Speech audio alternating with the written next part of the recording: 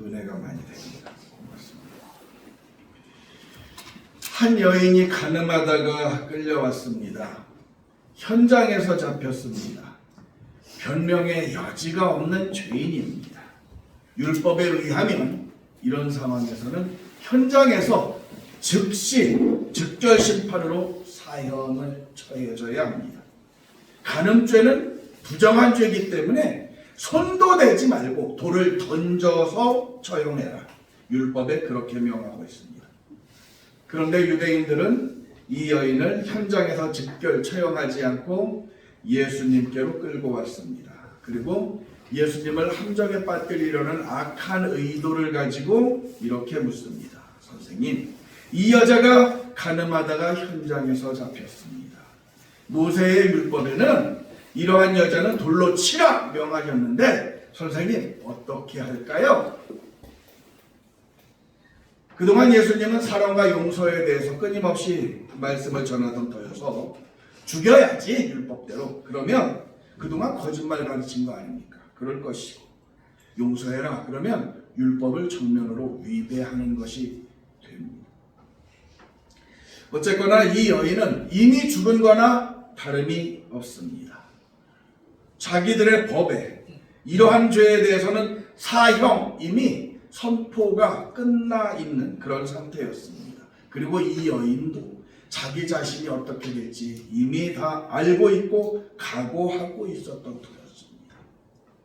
그런데 예수님은 이 질문을 받으시고서 즉각적으로 대답하지를 않으십니다. 그리고 몸을 굽혀서 아마 쪼그려 앉으셨을 것 같아요. 그리고 손가락으로 땅에 뭔가를 쓰기 시작합니다. 이 사람들을 계속 윽박지르듯이 예수님에게 묻습니다. 어떻게 해야 할까요? 그러자 주님이 이렇게 대답하셨습니다. 너희 중에 죄 없는 자가 먼저 돌로 치라.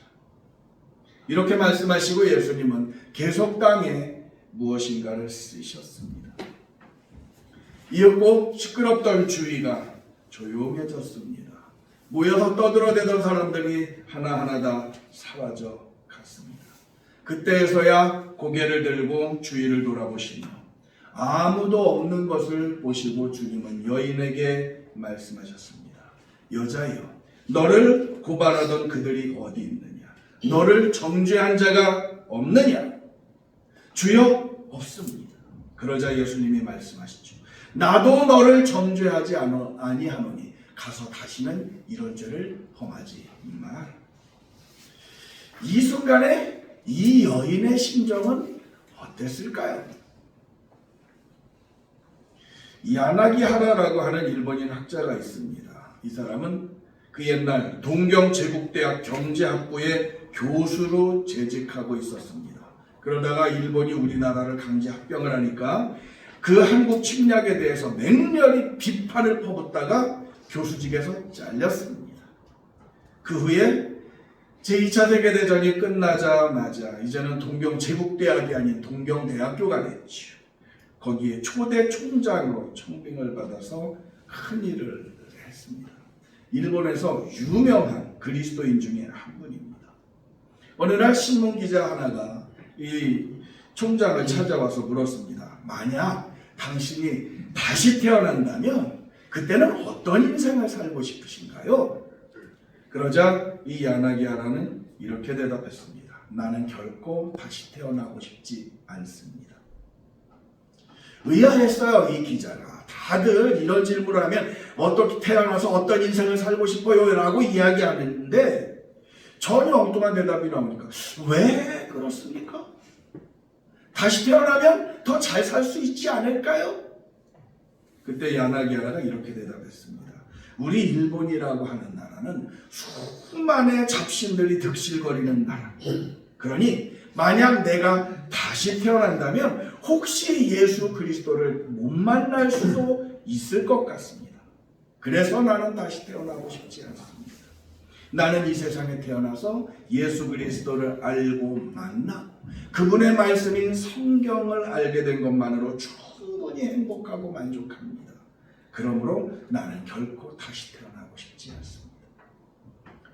도대체 무엇 때문에 예수 그리스도가 어느 정도로 귀한 보배이기에 이 사람은 그 예수를 다시 못 만나게 될까봐 다시 태어나고 싶지 않다. 이렇게 말하는 걸까요? 무엇이 사람을 이토록 감격시키는 걸까요? 무엇이 한 사람의 생을 이렇게 결정하도록 하는 걸까요? 어째서 사람들은 성경을 읽을 때 가슴을 치고 또 모든 것을 버리기도 하는 걸까요? 은혜 받았다는 사람들은 어째서 찬송을 부르면서도 그냥 부르지 못하고 눈물 글썽거리고 훌쩍거리면서 그렇게 부르는 걸까요? 기도를 어떻게 30분, 1시간 그 이상으로 오랫동안 할 수 있는 걸까요? 늘 조롱을 당하면서도 배척을 받으면서도 왜 자꾸 전도하러 다니는 걸까요? 무엇이 그들을 그토록 바꾸어 놓는 걸까요? 배웠다는 이도 무식하다는 이도 똑같이 성경을 읽고 나면 뒤집어지는데 대체 그렇게 사람을 뒤집어지게 하는 건 뭘까요? 무엇이 사람의 생을 이렇게 바꿔놓는 걸까요? 우리 기독교는 복음의 종교라고 합니다. 그렇다면 무엇이 복음일까요? 복음은 왜 복음일까요? 죽을 줄 알았습니다. 그런데 살아났습니다. 안 죽어도 된답니다. 뭔가에 늘 눌려서 살았습니다. 반드시 그걸 해야만 한답니다. 사람 대접받으려면 아무리 힘들어도 아무리 싫어도 그걸 꼭 해야만 한답니다. 그런데 유감스럽게도 그렇게 하지를 못했습니다. 그래서 처벌을 받아야 된답니다. 대가를 치러야 한다는 겁니다. 그 벌이 형벌이 너무너무 무섭고 두렵습니다. 잠이 오지 않을 정도. 그런데 그걸 하지 않아도 된답니다. 대가를 치르지 않아도 괜찮다는 겁니다. 그게 복음입니다. 안 죽어도 된다는 겁니다. 뭔가에 짓눌려서 살아도 사는 것 같지 않았습니다. 그런데 그 짓눌림에서 벗어나서 하늘을 날 것 같은 그런 무한한 자유, 그것을 느낍니다. 이게 복음입니다. 예수님이 복음인데요. 마가복음은 이렇게 분명하게 선포하며 시작합니다. 마가복음 1장 1절의 말씀을 같이 보겠습니다. 시작. 하나님의 아들 예수 그리스도의 복음의 십자가. 예수님께서 사람이 되셔서 이 땅에 오신 것, 그것이 복음입니다. 예수님의 생애가 복음입니다. 그 말씀 한마디 한마디가 복음의 소리입니다. 주님이 하신 그 행동 하나하나가 복음의 액션입니다. 그런데 대체 예수님이 뭘 가르쳤기에 복음입니까? 예수님이 우리에게 무엇을 주셨기에 복음입니까? 오늘 본문의 여인, 간음 현장범, 죽어 마땅한 그런 죄인입니다. 이 여인은 끌려오면서 이미 자신의 생을 포기했습니다. 도대체 누가 자기를 이 형편에서 이 자리에서 구원해 줄 수 있단 말입니까? 그는 죽음의 포승줄에 묶여서 끌려왔습니다. 절망에 묶여서 끌려왔습니다. 그녀는 이미 죽음의 문턱에 한 발 내디디딘 상태입니다. 그런데 이 여인이 살아났습니다. 나도 너를 정죄하지 아니하노라. 예수님은요, 우리를 정죄하러 오신 분이 아닙니다. 그분은 완전히 의로운 분이시지만 죄인인 우리를 죄인이라고 하지 않습니다. 정죄는 사탄이 하는 것이고 예수님은 그 사탄의 정죄함에 꼼짝하지 못하고 죽을 수밖에 없는 그런 현장범 죄인들을 구원하기 위해서, 살리기 위해서 오신 분입니다. 마태복음 1장 21절의 말씀을 같이 보시겠습니다. 시작. 아들을 낳으리니 이름을 예수라 하라. 이는 그가 자기 백성을 그들의 죄에서 구원할 자이시니라. 어디 그뿐인가요? 누가복음 4장 18절과 19절의 말씀을 같이 보겠습니다. 시작. 주의 성령이 내게 임하셨으니 이는 가난한 자에게 복음을 전하게 하시려고 내게 기름을 부으시고 나를 보내사 포로된 자에게 자유를, 눈먼 자에게 다시 보게 함을 전파하며 눌린 자를 자유롭게 하고 주의 은혜의 해를 전파하게 하려 하시니라. 포로된 사람에게 자유를, 눈먼 자에게 다시 보게 함을, 눌린 자에게 자유케 함을, 그걸 주기 위해서 오셨다는 겁니다. 이사야 53장 5절의 말씀을 같이 보시겠습니다. 시작. 그가 찔림은 우리의 허물 때문이요 그가 상함은 우리의 죄악 때문이라. 그가 징계를 받음으로 우리는 평화를 누리고 그가 채찍에 맞음으로 우리는 나음을 받았도다. 내가 대신 죽을 테니까 너는 살아라. 내가 대신 질병의 채찍을 맞을 테니까 그 대신 너는 나음을 얻고 건강하게 살아라. 마가복음 2장 17절의 말씀입니다.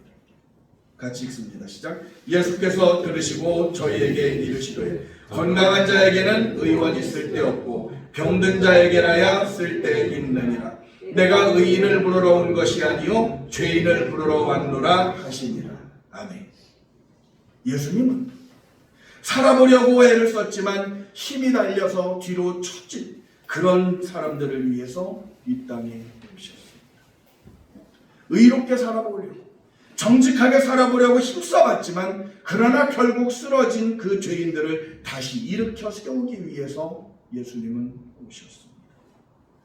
하나님의 형상대로 창조되었지만 그런데 그 존귀함을 잃어버리고 어둡고 음침한 뒷골목에 버려진 그 잃어버린 하나님의 자녀들을 다시 찾아내기 위해서 세상에 오셨습니다. 이 세상을 사랑하다 끝내 이 추하고 더러운 세상 사람들을 위해서 십자가에서 대신 죽어주기 위해서 예수님은 이 세상에 오셨습니다. 치열한 경쟁에서 밀려나서 아무도 돌아보지 않는 그런 소외된 사람들을 찾아내셨어요. 아니야, 너는 하나님의 자녀야. 이렇게 벅찬 감동을 주기 위해서 오셨습니다. 그 무거운 법들을 지켜야 한다는 그 강박관념에 지치고 그리고 패배의식 속에 주저앉은 이들을 찾아가서 괜찮아, 그 법 안 지켜도 돼. 그러면서 해방시켜주기 위해서 오셨습니다.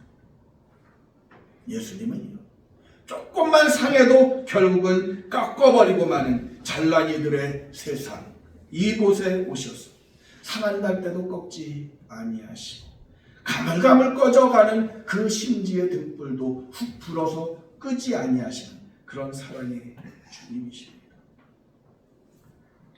힘있고 능력있고 잘나고 잘생기고 스스로 훌륭한 인생이라고 그렇게 잡혀가는 사람들에게는 별로 의미가 없을지 모르지만 심령이 가난한 사람이 복이 있다. 애통하는 자가 복이 있다. 줄이고 목마른 자가 복이 있다. 핍박받는 자가 복이 있다. 주는 자가 복이 있다. 떼어 먹히는 자가 복이 있다. 얻어맞는 자가 복이 있다. 이렇게 사회에서는 바보라고 하는 그런 사람들을 향해서 아니야, 너희들이 복이 있는 사람들이야. 너희들이 복된 존재야. 너희 같은 사람들에게 하나님이 복을 주실 거야. 이렇게 목이 쉬도록 외치시는 분이십니다. 그러기에 이 예수님을 제대로 만든 사람들은 삶이 변화됩니다. 예수님을 생각만 해도 힘이 솟습니다. 예수님으로 인해서 나는 다시 일어날 것이고 다시 살아날 것이기 때문입니다. 예수님은 나도 너를 정죄하지 않는다 하시면서 다시는 그렇게 살아가지 말아라 하심에 힘을 내서 비로소 세상에서 성도로 거룩한 백성으로 살아가게 하시는 분이십니다. 율법이 강제로 해서도 만들 수 없었던 그 성도를 감격 속에서 단번에 만들어 버리시는 분이시라는 것. 예수님은 당신의 제자들을 택할 때도 까다롭게 하지 않으셨습니다. 그저 어린아이 같은 순수함, 순진함, 소박한 믿음 그것만 있으면 제자로 택하시고서는 실수투성이인 그 제자들일지라도 버리지 않고 책망하지 않고 그리고 끝까지 소망 가운데 붙들어 주시고 이끄신 분이십니다. 예수님은 우리가 하나님의 사랑과 은혜 안에서 자유롭게 살기를 원하십니다. 그래서 경쟁보다는 이 양보를, 우승보다는 준수를, 정상보다는 그 밑을 진정 인간답게 사는 길을 가르치셨습니다. 우리의 제한적이고 이기적인 사랑보다 하나님의 그 헤아릴 수 없는 큰 사랑을 우리에게 보여주시고 우리에게도 너희도 이렇게 살아, 이렇게 말씀을 하십니다. 그래서 성경은 이렇게 표현을 합니다. 갈라디아서 5장 1절의 말씀입니다. 같이 읽습니다. 시작. 그리스도께서 우리를 자유롭게 하려고 자유를 주셨으니 그러므로 굳건하게 서서 다시는 종의 멍에를 매지 말라. 사랑하는 성도 여러분, 종의 멍에를 매지 마시기 바랍니다. 이건 꼭 해야 돼! 이런 강박관념에 물려 살지 마시기 바랍니다. 아무리 명분이 좋아도요, 그건 복음이 아닙니다. 그건 예수님의 의도가 아닙니다. 은혜 안에서 자유를 누리시기 바랍니다. 그렇다고 해서 주님이 우리에게 제멋대로 살라고 하는 것이 아니잖아요. 하나님께 감사하기 때문에 하나님의 영광을 위해 살아가는 겁니다. 예수님을 사랑하기에 그분의 기쁨을 위해서 살아가는 겁니다. 무슨 죄를 지어도 예수님은 우리가 죄의 종이 되기를 원하지 않으셨습니다. 더군다나 내가 그 죄의 대가를 지는 것, 치르는 것, 그걸 원하지 않으셨습니다. 내 죄의 대가는 예수님께서 채찍에 맞으심으로 이미 다 치르셨습니다. 주님께서 십자가에 죽으심으로 내 죄값을 이미 다 지불을 하셨습니다. 그래서 나는 이제 하나님의 자유로, 하나님의 자녀로서 자유를 누리며 살게 하셨습니다. 양심의 가책 받아야죠. 근데 지나치게 받아서는 안 됩니다. 적당히 해야 됩니다. 너무 심한 양심의 가책은요, 양심적이라서 그런 게 아닙니다. 의로워서 그런 것이 아닙니다. 여전히 율법의 압제하에 있기 때문에 그런 것입니다. 사단이 그렇게 우리를 계속 억누르는 것일 뿐입니다. 그렇다고 죄를 짓고도 뻔뻔스럽게 살아가라는 그런 얘기는 결코 아닙니다. 사랑하는 성도 여러분, 우리 주 예수 그리스도는요, 우리를 자유하기 위해서, 자유케 하기 위해서 이 세상에 오셨습니다. 모든 죄책감에서 벗어나게 하기 위해 이 세상에 오셨습니다. 그래서 우리가 이 예수님, 그리스도 예수님의 사랑 안에 거하는 한, 그분의 은혜 안에 머무르는 한 우리는 죄인이 아닙니다. 그래서 예수님은 복음입니다. 사랑하는 성도 여러분, 분명히 이걸 기억하시기 바랍니다. 우리는 하나님의 딸, 하나님의 아들입니다. 죄 지을 수도 있습니다. 근데 그게 다가 아닙니다. 세상에 대해서 자신감을 가지시기 바랍니다. 하나님이신 예수님께서 우리를 구원하기 위해서 이 땅에 오셨습니다. 그리고 그분이 우리를 부르셨습니다. 그분이 우리를 구원하셨습니다. 그분은요, 우리가 아무리 부족해도 우리를 버리지 않으십니다. 우리가 아무리 추해도요, 그분은 우리를 외면하지 않습니다. 우리가 아무리 실수투성이일지라도 그분은 우리를 포기하지 않습니다. 무슨 일이 있어도 예수님은 결코 우리를 놓지 않으십니다.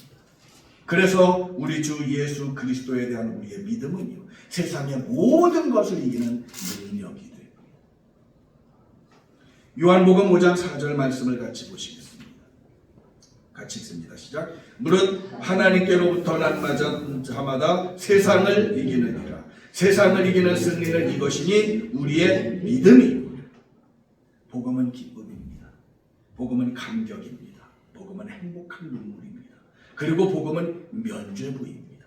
복음은 해방이고요. 복음은 자유함입니다. 그리고 이 복음은 공짜입니다. 그래서 복음은 감격입니다. 그리고 스스로 결단하게 하고 돌아서게 하고 온전한 그리스도인으로 살게 하는 것입니다. 사랑하는 성도 여러분, 이 기쁨과 감격, 희열이 십자가를 볼 때마다 넘쳐나기를 바랍니다. 그래서 그 십자가를 통해서 늘 자유의 노래를 부르며 어둠의 권세를 물리치는 믿음의 승리자들이 되시기를 주 예수님 이름으로 축복합니다. 우리 함께 찬양합시다. 우리를 결코